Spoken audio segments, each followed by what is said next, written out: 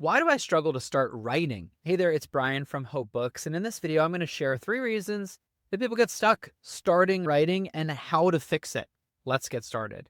The number one challenge that people have when it comes to writing is overthinking.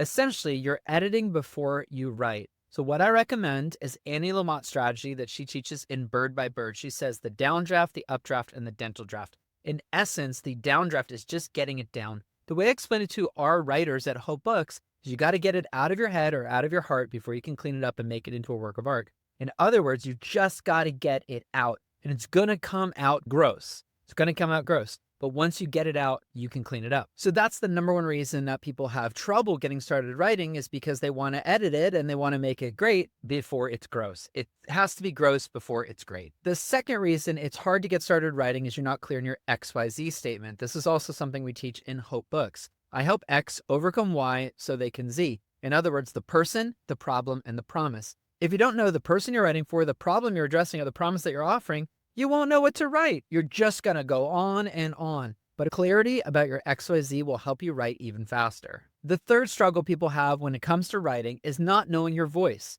You're either a struggler, a Sherpa, or a sage. In other words, you're just figuring stuff out as a student, or you're a Sherpa. It's like being a teacher's assistant, or you're the guru, you're the sage, you're the teacher. So you have to choose your voice in order to be able to use your voice. So here's how to get started writing right away. Number one, just get it out. Don't worry about cleaning it up. Just get it out. Number two, be clear about who you're talking to, the problem that they have, and what you're trying to help them with. And number three, be okay being a student if you're not an expert. Now, if you've ever thought about writing and publishing a book, you need to check out Hope Books, because Hope Books includes all this kind of coaching and training on a regular basis. You get access to our entire system, our coaches, and weekly group coaching to help you discover, share, and publish your message of hope, because the world needs your hope-filled words more now than ever before.